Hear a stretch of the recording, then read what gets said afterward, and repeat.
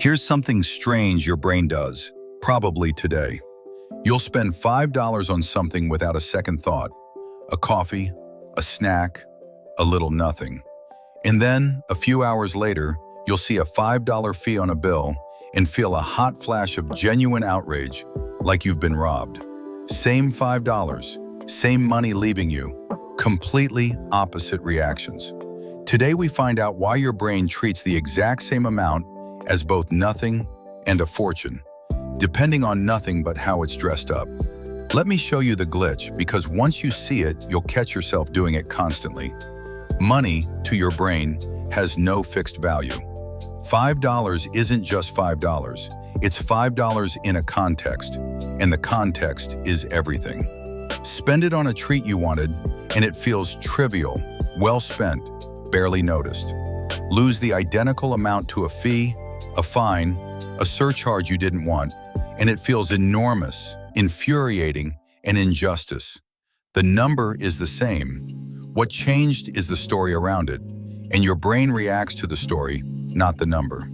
You remember Noggin, soft pink cartoon brain, big eyes, little stick arms, doing his best in a world he wasn't built for.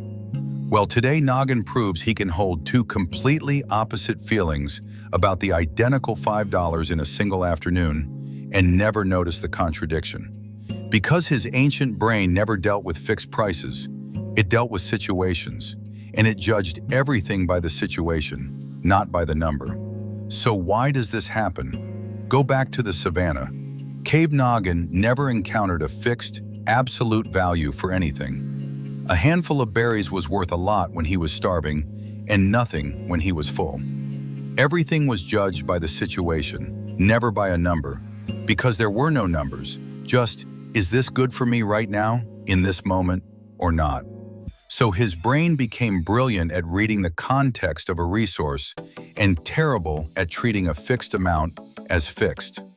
And that's exactly what trips you up with money. $5 spent on a want you chose sits in the context of, I got something I wanted, so it feels good, or at least fine. $5 taken by a fee sits in the context of, something was taken from me against my will, and being taken from, losing without choosing, triggers an ancient alarm, because on the savanna, losing a resource you didn't choose to give up was a genuine threat. So the fee doesn't just cost you $5, it trips the loss alarm. And the loss alarm doesn't care about the number, it cares that something was taken. Let me show you Noggin's afternoon. Morning, he buys a $5 coffee. It sits in the context of, a small treat I chose. So Cave Noggin barely registers it. No alarm, no pain, money well spent. Afternoon, a $5 fee shows up on his account, unwanted, unchosen. And Cave Noggin's loss alarm fires hard. Something was taken from you. And Noggin feels real anger, way out of proportion to $5, because the alarm isn't measuring the amount, it's reacting to the taking. Same $5, same Noggin, same day. One felt like nothing, one felt like an outrage.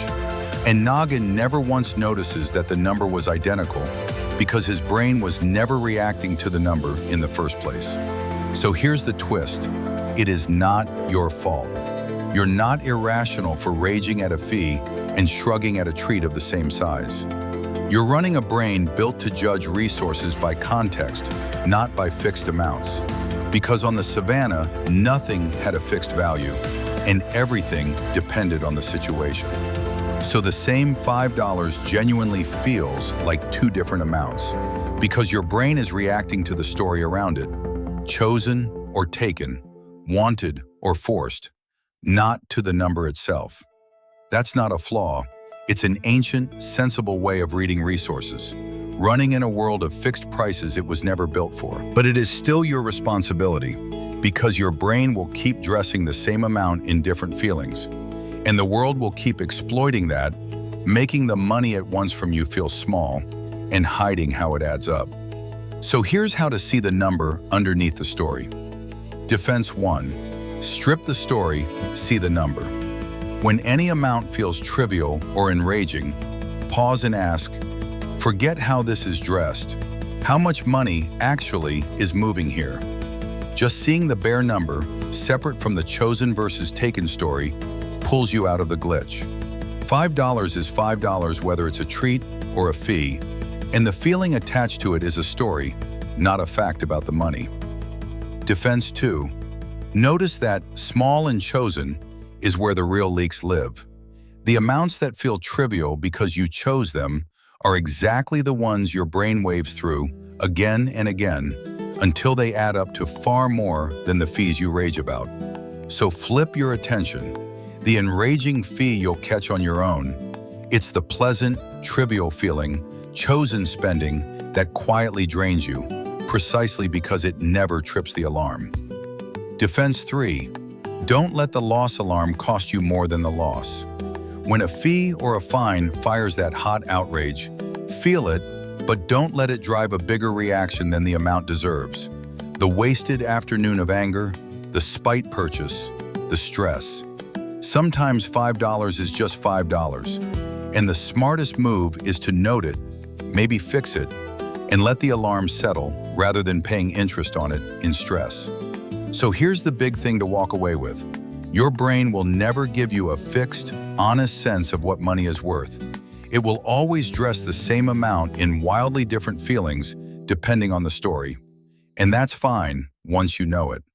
Because the moment you can see the bare number underneath the story, the same $5, whether it's a coffee or a fee, you stop being jerked around by how money is packaged, and you start deciding based on what's actually moving. The story is loud. The number is the truth. Learn to see the number, and no amount can trick you by wearing a costume again. Cave Noggin will still shrug at the treat and rage at the fee every single time because his alarm reads the story, not the sum. But now there's a clear voice right behind it that says, same $5 either way. What's actually moving here? And seeing the number under the story again and again is the whole difference between a brain that's fooled by how money is dressed and one that always knows exactly what it's really spending. If this made you look at your own money a little differently, there's a whole series of these, each one pulling apart another way your ancient brain quietly sabotages your wallet. Stick around, your brain has a lot more tricks, and every one of them is beatable once you can see it.